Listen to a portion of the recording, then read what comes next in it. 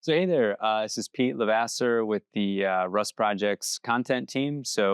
We're here reporting from RustWeek 2026, and I'm graced today by Nia. Thank you so much for making the time in your schedule to come on out and talk with us a little bit.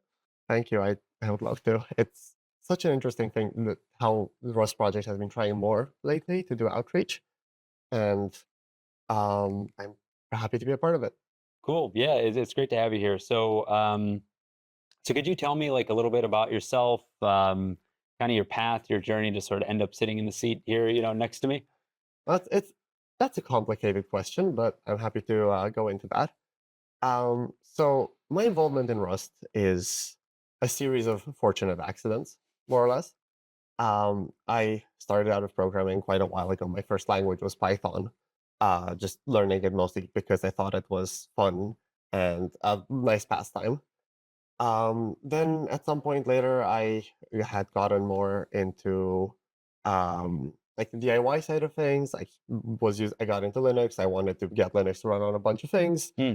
and I had the random idea that, well, I heard that Android is Linux, so surely I can just like run a proper Linux kernel on my phone. And that sent me into a whole rabbit hole of what it is to actually bootstrap Linux, like a mainline upstream Linux kernel on a new architecture, writing drivers, writing the device tree because this was all like ARM. And from there, I ended up just getting involved in C and learning C. And all of that then required some like utilities and user space that I wanted to have access to so that I could actually like debug everything that was going wrong, which was a lot. Um, so I had heard about this Rust thing that apparently is great at systems programming. So I figured I'll give it a shot. And I did, and it was great. But I never actually got to finish any of the stuff I was using it for because I very quickly concluded all of the dependencies I wanted were under maintained. Ah, So I started maintaining that. I was for a while the maintainer of an embedded graphics library, LVGL. Well, it's Rust bindings to the C library specifically, which were a whole mess of deeply unsafe code that was trying to work with a whole paradigm that was just completely opposed to what Rust does. The whole idea of ownership and just having public like API calls that just would set some global state or unset it, and you have no way of tracking that. You can't even query it. It's UB if you do it multiple times in a row the wrong way. So that got me to learn a bunch about a type system and like the semantics for unsafe code. And from that, I concluded that the tooling and the compiler wasn't good enough. I want to do it better. And now I'm working on it full time. that's really cool. Kind of the story that you had. It was sort of a series of wouldn't it be cool if Yeah, X, and then exactly. it led you kind of down this path of happy accidents to finding the Rust programming language. It sounds like. That's basically about right. I'm really glad I'm here. It's been really fun. I feel like I've learned much more along the way. The stuff that I've gotten to do, just trying to hack around on things, trying to convince myself that whatever really complicated feature is totally within my skill set to implement, has been much more rewarding than any of the things that I started off with would have been had I completed them.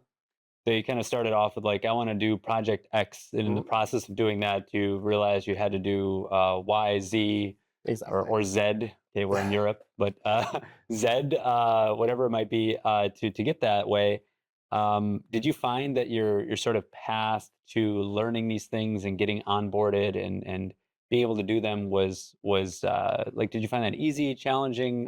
Were the resources sufficient? Did you find the community kind of open and welcoming? The community was and is still, I think, one of the best parts of it. The one thing that I cannot complain about is how welcoming everyone had been. There's, I realize now at least, and in retrospect, looking at other like open source projects or also just outside of open source, there is generally a hesitancy to allow the new person with crazy ideas to try to actually do their crazy ideas because, well, usually there's already a good reason why that's impossible, and everyone has agreed that whatever thing is impossible, right? the Miri stuff that I did had been deadlocked for a while. I think we'll get that in a minute. But Hmm. um, Rust, to me, the Rust community didn't do that. People were super excited to hear that I might, well, some random username and profile picture they'd never seen before, Mm. might maybe have a fix for this thing, and they were very quick to just jump onto that.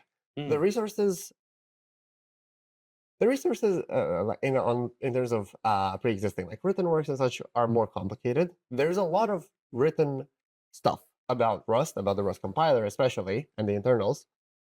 I found some of it to be a little bit difficult to piece together. Like, it's not very centralized. If you know whose blog posts you need to stop, I then you see. have a lot of good I resources, see. but you need to know that in the first place. But stuff like at the level of actually learning the language, the reference, the book, etc., were really useful, really well thought out, and I am so glad to have had them. The harder part was mostly when I tried to upgrade to working on the compiler itself and on the internals. And only then was I stuck with the fact that a lot of this is just shared institutional knowledge, which makes sense. That's usually how it is with these things. You can't have everything written down nicely because a lot of this knowledge is evolving over time. A lot of this is just freshly discovered. A lot of opinions that were widely held once will just completely disappear. Like the whole stuff about like the Rust's memory model has evolved Mm. so much over the years. You can't write that all down in one place because there's so many contradictory thoughts. But being able to network with people, ask them about stuff, was really useful here to actually get me up to date, point me in the right directions. And in terms of like actual support from the community, everyone I've interacted with has been so kind, and so many people have put so much work into reviewing things of mine or mentoring me when I had no darn clue what I was doing with a PR. Yeah, that's really cool. Yeah, that's a I think a common thing that we hear about is how welcoming and open the community is, and so it's great to have yet one more data point to point to for someone that got welcomed on their journey. So one of the things that you shared with me a bit off camera is about some improvements that you're interested in making. I know that the async story for Rust has been a bit choppy waters at times. It's usable, but there's some challenges here or there with it. Maybe could you maybe tell me about some of those upcoming improvements that you're kind of scoping out? So there's one particular major one that that I have been working on actually, namely having a move trait in the language. So for context, the way we currently handle uh, everything at the type level, sorry, let me rephrase. Currently, at the type level, all values are assumed to be movable. That they are valid if you put them at a different address, if you keep the same data, which of course has trouble with self-referential types because Mm. then you would need to somehow actually update those references. And that is currently a big issue when dealing with futures because a lot of futures are self-referential because a lot of complex internals are involved there, but it's if I say futures are basically always self-referential, Mm. especially in the common cases of having like an async block that is a future. Um, However, the only way we can express the idea that they are self-referential have to stay in place is by using pin, which is great, but like there's many reasons why pin was adopted. I think it's a good design for the most part, but it's probably being pushed a bit past its limits currently. Mm. The idea, because it focuses entirely on single values and places that you can pin a particular thing in memory, but you cannot pin a whole type as a general thing. So for cases where you can just talk about a type that always is immovable, Hmm. like for instance, this would come up when doing some FFI stuff. There are C++ classes where that's just a thing you're allowed to define. Um, the idea was to have a move trait, a marker trait, similar to how sized works, for instance, where it doesn't have any methods on it. It's implemented by default on almost everything, and you have to almost always explicitly opt out of it. Mm. But that would let you mark a whole type as being fixed in memory, which should also allow for nicer ergonomics to work with futures. You don't have to have a pin box of future or whatever. You can Mm. just have in the like say the future trait or in some other trait, you could Yep. just have the bound that it may be not movable. And there's also other stuff that this enables. For instance, one of the long-standing issues has been like initializing something in place that is possibly self-referential, um, or in general, initializing something in place that you normally cannot have on, say, the stack, right? You cannot have a box new and then pass it a slice because, well, you're now creating a slice on the stack, and that's not allowed.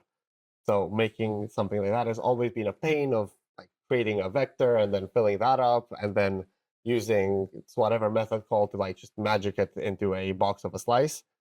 And having move in particular would enable a lot of that to be done more nicely. Also, again, stuff that ends up being relevant for async because it simplifies the implementation of, say, custom future types.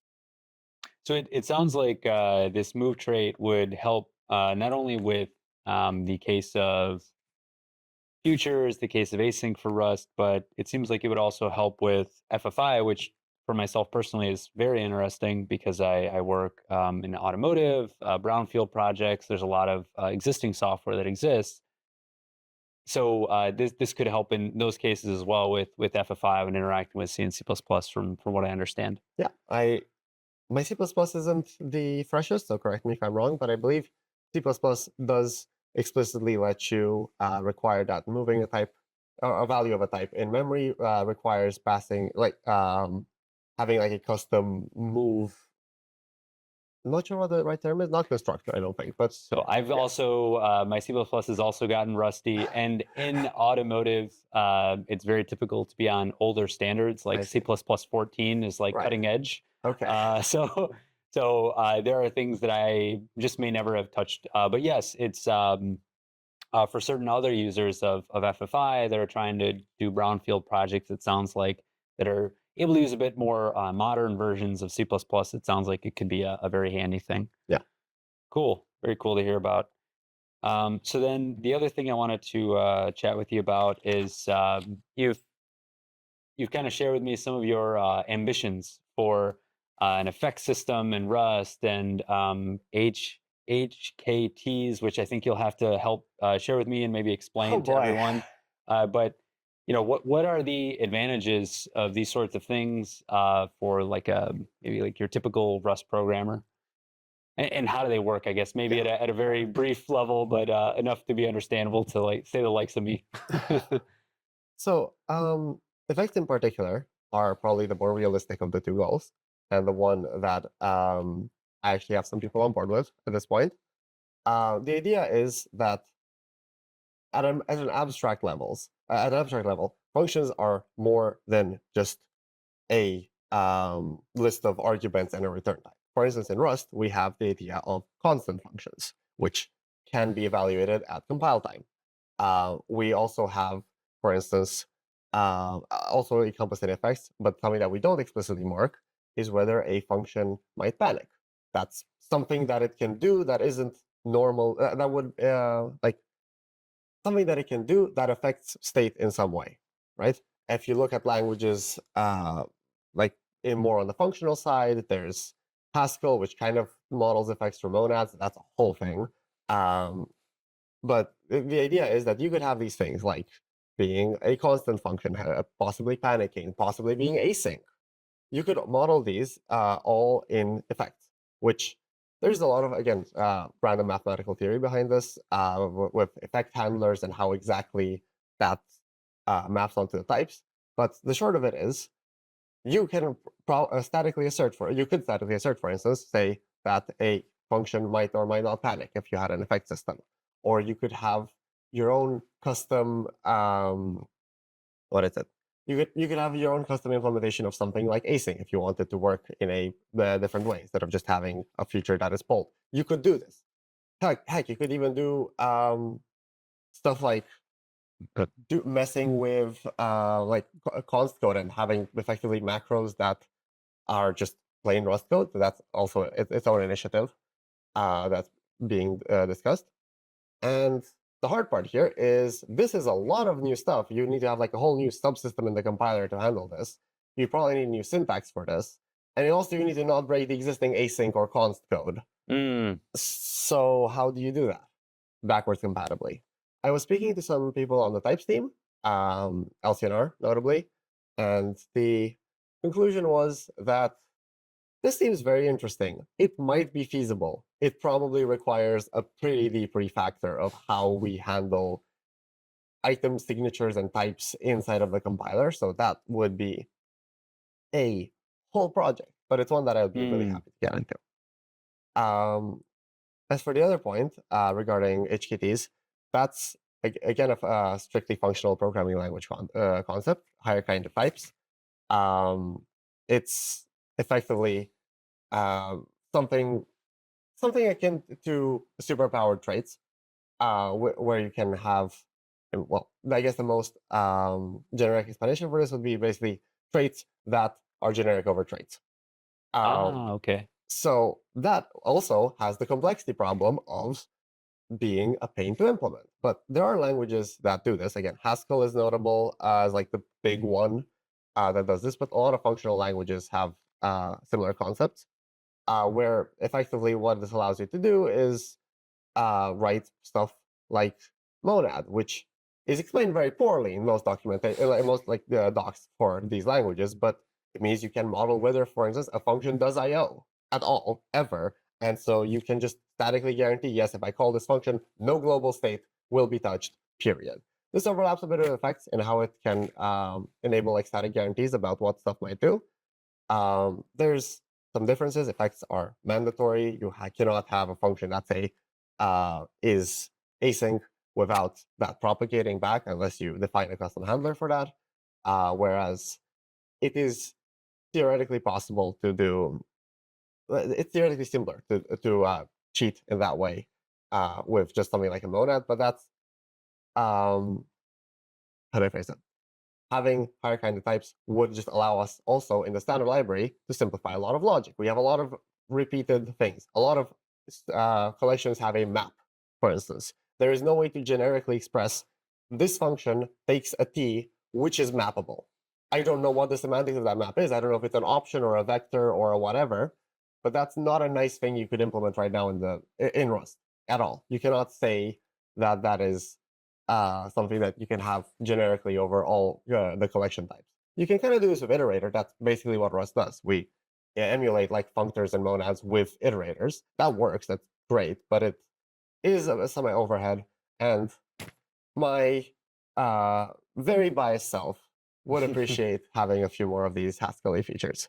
But that's probably a hill that I will have to die on because Don't die on the hill because you need to succeed in the mission. Okay, so exactly. but yeah, speaking of like Haskell and monads, which I guess shout out to the burrito lovers in the audience. I think that's like a typical maybe bad, I don't know, good or bad explanation that's given for how monads work. I don't know. I spent around 6 months doing like learn you a Haskell way back in the day, and thought about okay, when I started working in automotive, that C and C++, while being very powerful languages, sometimes give maybe too much power in certain ways, and make it so that it can be challenging to review pull requests. Like even if I got good enough at say C or C++ to use them, I would still be reviewing code of others. And I was like, okay, maybe we should use Haskell, use a DSL that was kind of popular at the time called Copilot, like generate statically memory safe C. But I sort of then went, oh, but then I now need to ask folks that are mechanical engineers, electrical engineers that are just sort of doing programming to do their job to do this. So one of the, I think, things that I reached for Rust for was like, okay, it's like kind of approachable. It's largely, you can have somebody do imperative in it. And so how of an impact, what of an impact would this have if you had like the effects system or if you had HKTs involved here? Like, would that impact your average programmer in Rust?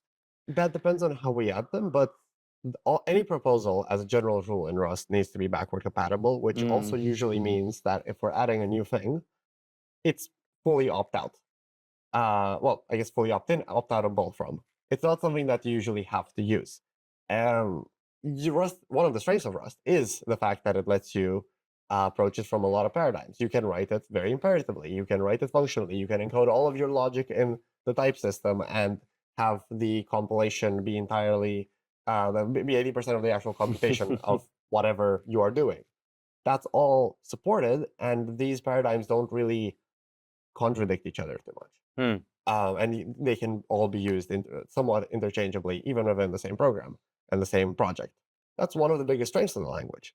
Stuff like, for again, effects in particular, that's something we already have kind of, just in a wonky way. We just have these keywords here that do magic things It's to like a function. we have effects at home kind Yeah, of thing. exactly. Yes, it is. Okay. We do have effects at home, and they're not very good effects.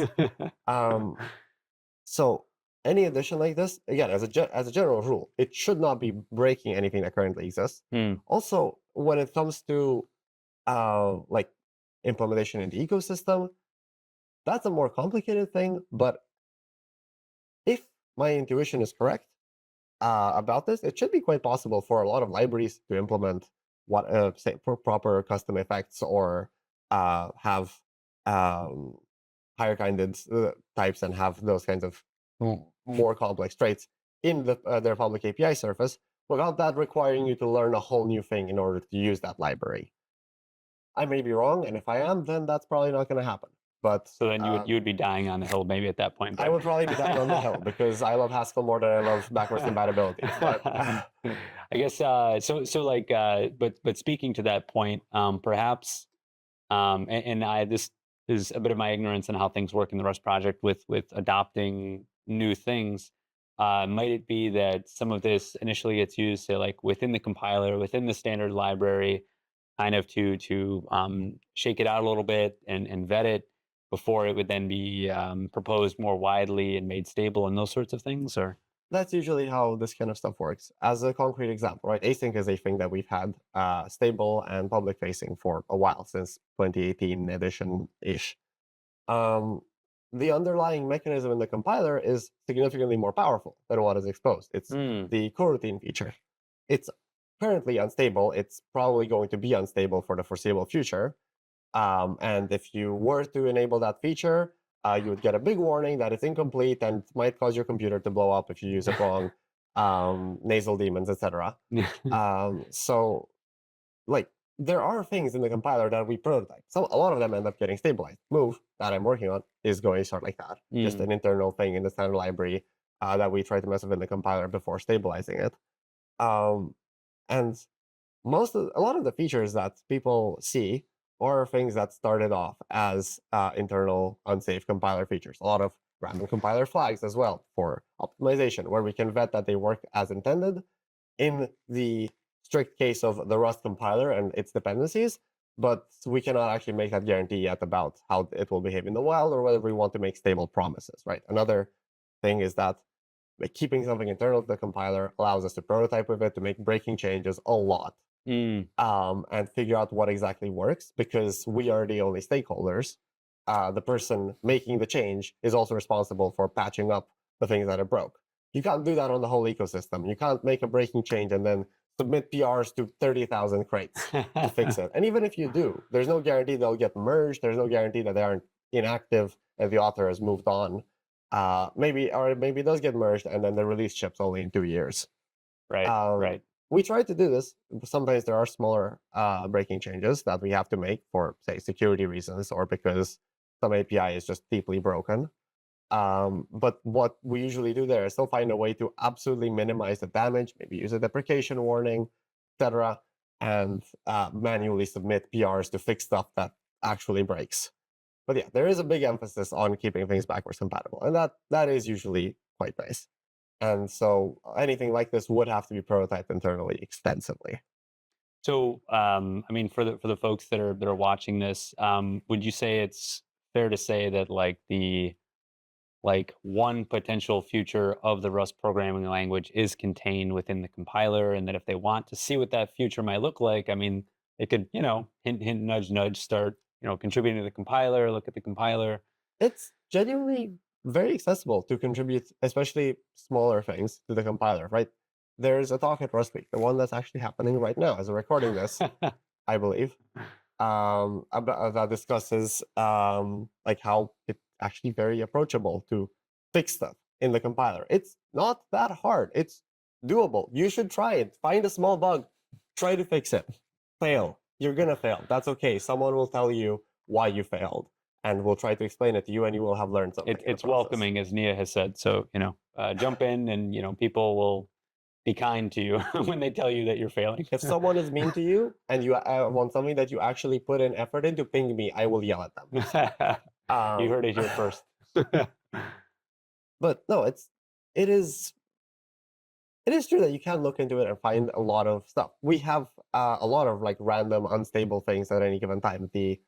Um, there is a book. I don't think it's the Rustonomicon in particular, but it might be the Rustonomicon that contains a list of all of the current unstable feature gates. Hmm.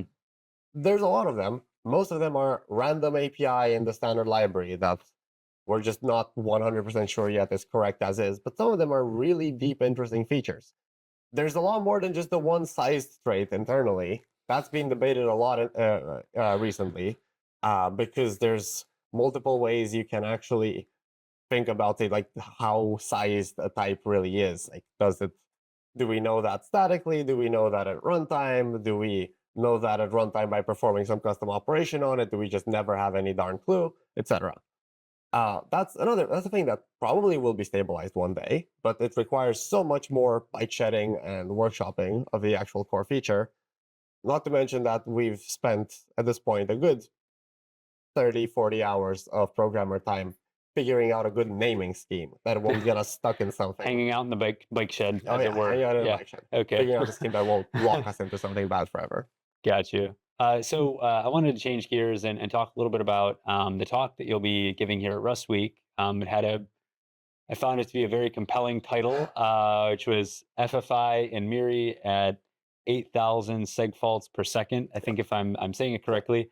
Could you maybe share a bit about what went into this work, and of course we'll link stuff, so that people can also view that. But could you share a little bit of what led you there?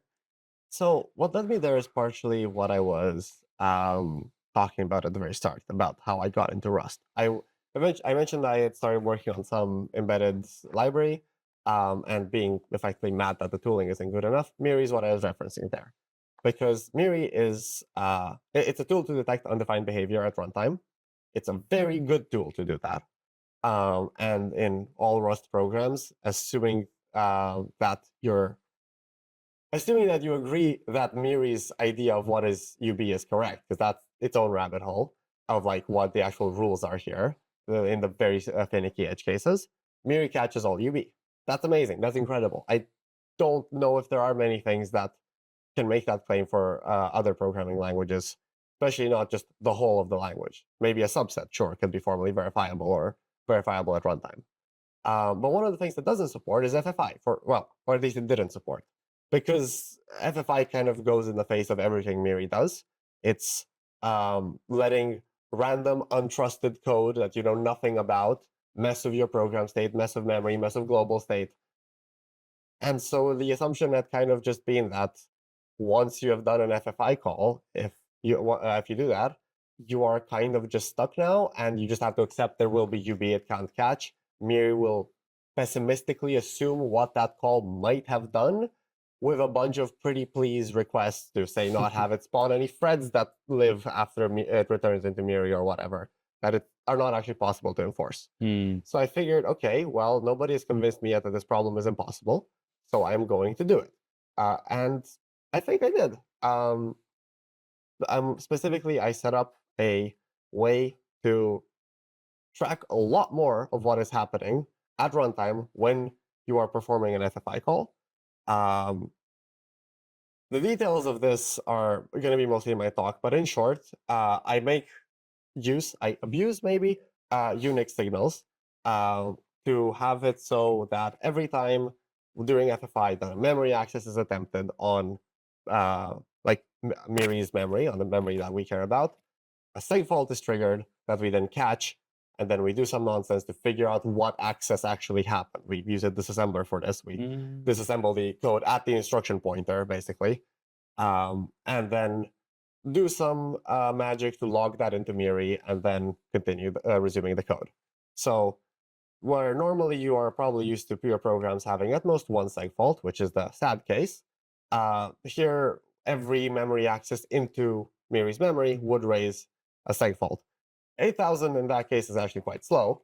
Um, but like Miri, for one, Miri is already slow. Second, it's better than nothing. Mm. And it's something that we can work to speed up. Right now, the focus has been on just merging an MVP. You can set a flag, you can enable this. Good luck, because that is probably the code that is going to be responsible for a lot of ICEs and panics inside of Miri itself. But it works on some even pretty complicated cases. And I've been working on expanding what that can do. So you can actually like shim like allocations or libc calls so that Miri can update its state accordingly. And I have ambitions for even making it perhaps possible to catch threads that are spawned and just run them with like Miri's own uh, executor, scheduler, not really, but whatever it is that it handles parallel code normally because Miri is single threaded. It's really cool, and it seems to be very helpful as a means of other things that are going on within the Rust project, within the foundation. Like there's this C++ Rust interop initiative, which seeks to make it easier. Try to remove the paper cuts when it comes to using C++ and Rust together. Um, did you sort of have in mind that when you had started out, or was it sort of like sort of again like a happy accident that it seems to be helpful for some of these maybe other initiatives and other projects that are going on? I didn't actually know about them at the time. Oh, okay. I knew that it would be useful for FFI in general for validating that because, well, that was my use case. That's what motivated me to get started in the first place. But at the time when I started working on this, I was effectively nobody in Rust. I had sent, I think, one PR once. That was a maybe 30-line change, of which half of it was documentation. So it's not like I had really a deep or all-encompassing view of what the Rust project was doing, what its priorities were. I had a thing that I needed that, upon looking into it, seemed to have been attempted by people before and failed.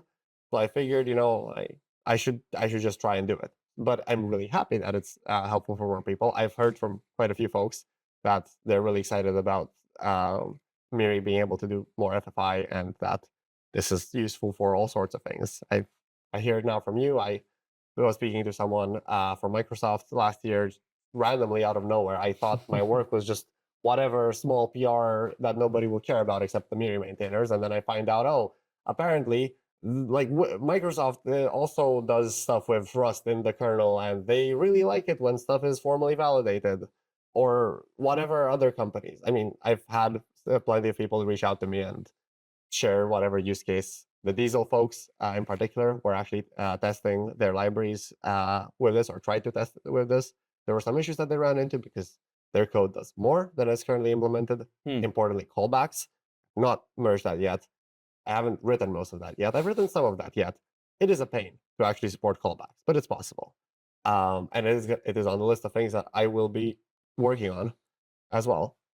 Right now, I am doing more of my move trait stuff, and also I have been, as of somewhat recently, on review rotation for the library team, which I'm on, and so that's been taking up a lot of time, especially all the weird design stuff about move, making it backwards compatible, not breaking everything and Hmm. everyone. But once that's done, I kind of intend to get back to Miri. I have some stuff that I've written that I haven't merged yet. A lot of the allocation tracing, which I cover in the talk, is just stuff that exists on a local branch. It works, it runs. It just needs to be like cleaned up, documented, and Hmm. sent upstream. Got it. Yeah, I mean, speaking of how you use your time, I understand now that you have the opportunity to work on Rust full Yeah, time, which is like excellent. And I'm kind of curious on sort of how that arrangement works, like how you were able to get involved in that way, and if you're able to sort of pick the things that you work on to a degree, or if there's some sort of direction setting that is helpful to kind of point you one way or the other, or it's just yeah, if you could maybe share a little bit about how that works. sure. So I am currently, as of about a month ago, employed at Hexcat and also sponsored by RustNL. Mm, Um, that's a full-time position working on the Rust compiler, basically, and very close surrounding ecosystem. In terms of what I do, it's relatively freeform. There are things that I need to be working on. Move is one of them. In general, trait solver things are one of the things that I am explicitly supposed to be working on and allocate a significant chunk of my week to. I also have a relatively significant chunk that specifically the part sponsored by RustNL, that is for general Rust maintenance. That can mean PR review, meetings, like small bug fixes, or whatever other features. This would be, for instance, where Miri work would fall in. Right now, I've been like allocating a disproportionately large amount of time working on trait solver stuff because that needs to be, well, not necessarily needs to be, but that should be done soon. And having an MVP merged would be very useful because it lets people prototype, lets people gap, instead of just having an abstract design document somewhere that people just hypothesize about. You have a trait here, use it. Show me where it breaks or how it doesn't break. And then that frees my time up a bit more. But it's relatively freeform with what I get to work on.